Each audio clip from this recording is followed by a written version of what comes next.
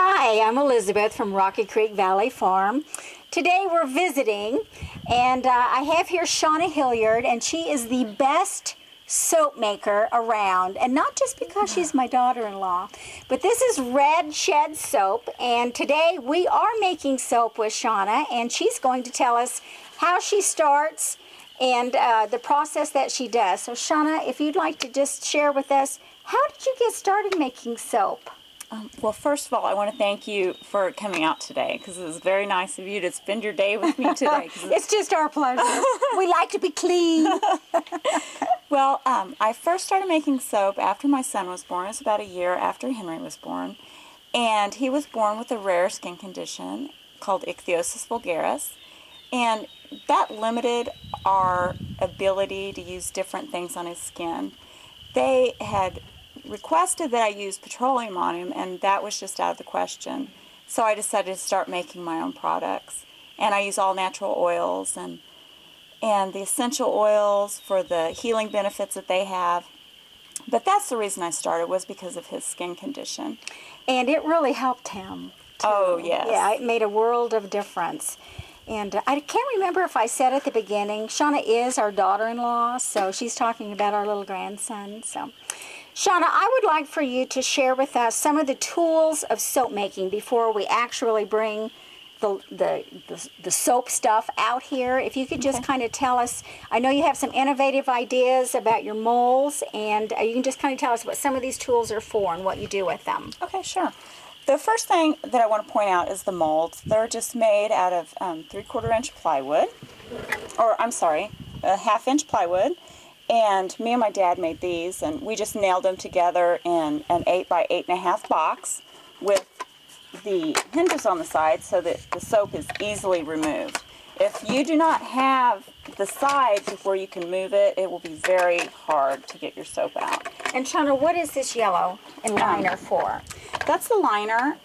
This is an idea that I had to use the plastic liner, and in order to use this, you just measure your box and cut it in this shape, and then whenever you put it down the box, you spray it with cooking spray, and that way your soap won't stick to it. Or if you do not have the plastic, you can use a thinner type of plastic. And I got this just in town at the supply store, and it's just a thin, flexible plastic. And you cut it in the same design, and then it fits right down in your mold, and that way you don't have to use paper each time. But paper is fine. You can use butcher paper. And you used paper to begin with. So I've used paper for years, and this just saves on money, and you don't have all the paper going to waste. And it saves time. You don't have to cut it Right. each time and fit it. And the oil that you spray it with, what do you use for that? I use the Pam Organic Olive Oil because I use olive oil in my soap. And this does not make your soap feel sticky or the slick on the outside when it comes out of the molds. And another thing that I use is this. This is a Hamilton Beach stick blender, and they work awesome in blending up the soap. If you do not have this, you will be stirring for hours. Stir and stir. Everybody says, I remember how my grandma made soap and she would stir for hours. Well, let me tell you, if she had one of these, she would not have done that. Thank goodness for electrical appliances. And another thing, that's just a basic soap mold. You can use this shape also. Actually, you can use whatever shape you want. Right, you can use whatever shape you like. I use those for my cold process, and I use this shape for my hot process. I just like the way that the hot process lies in the trough better, and I like to be able to cut my cold process. And later on you'll see why, because the cold process is a bigger block. This is a little bit softer soap, and it seems like it's easier to deal with in this trough. We're going to be doing both, so you'll get a good sense and a good feel for the difference between them. Right. Well, this is a tool that you would need for hot process soap. And the difference between cold process and hot process, it's pretty self-explanatory once you see it done. But the cold process, you mix your oils and lye together, and you pour it in your mold, and it sets itself, and it finishes the cooking process in the mold. The hot process, on the other hand, it begins the same way, but you cook it in the crock pot. And stir, and stir. And stir, and stir. You do have to do that for hours, and you cannot use the stick blender when you're stirring after it goes into the crock pot. You just want to use a plain old wooden spoon and stir. It takes about 2 to 3 hours probably. But the consistency is great, and the benefit to doing this is your soap is ready, and it'll be cured in just 2 to 3 days, compared to the cold process, which takes 6 to 8 weeks, depending on the soap you make. So if you want a soap doing the cold process, you really need to plan ahead because it takes 6 to 8 weeks. Yes. The hot process you can make, and it's ready in, how long did you say? 2 to 3 days. 2 to 3 days. So that's the main difference. Right. And with both of the kinds, you want to be able to put them in the sun as long as you can, to have them sun cured. Well, I do anyway, but... Well, that just puts that extra little oomph into it. It does. And it really does make a difference. And it may not seem like a big difference, but I can tell the sun-cured soap compared to the regular. Now, the cold process and the hot process, even if they're both sun-cured, if you had them side by side, which would you prefer? I like my cold process. The cold process. Yeah. And isn't that what you started out with? Yes. Yeah. So you've done cold process for how many years? I've done the cold process for almost 8 years. 8 now. years.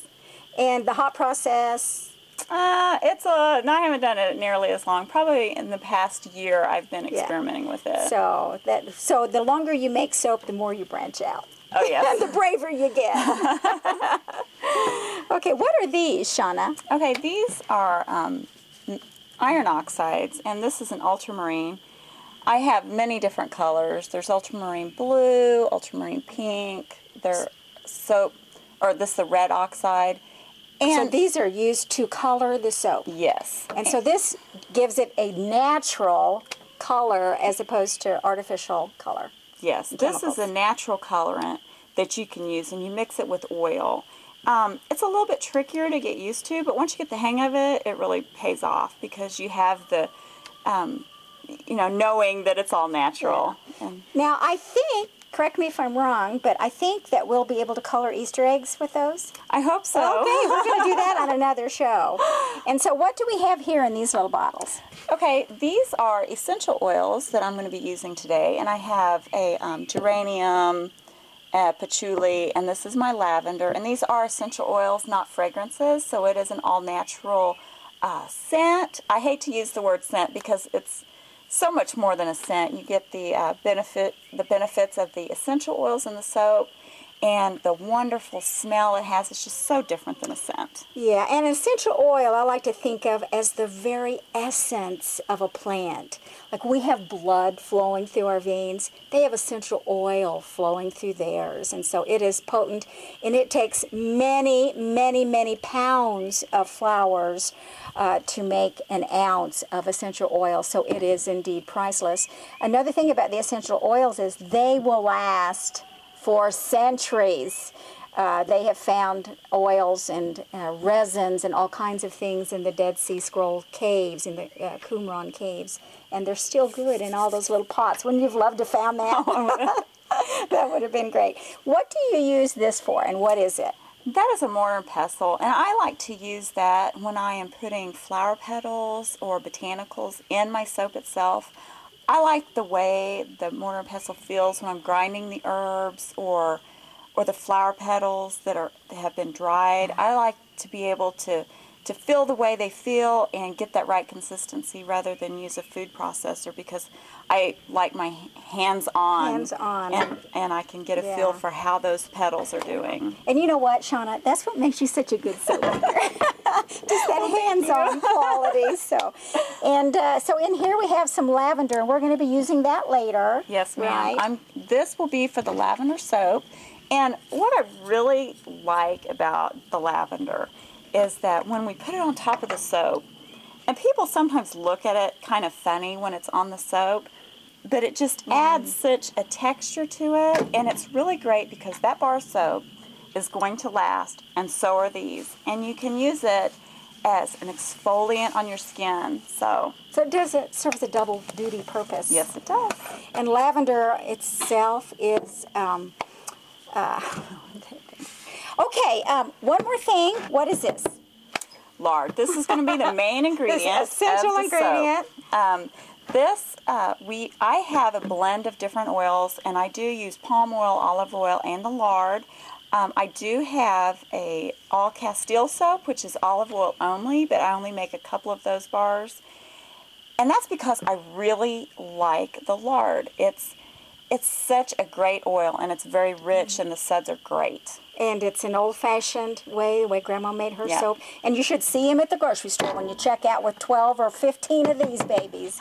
Okay, we're going to wrap this up, and we've got to go in and get the soap ready to bring out, and we'll continue on later.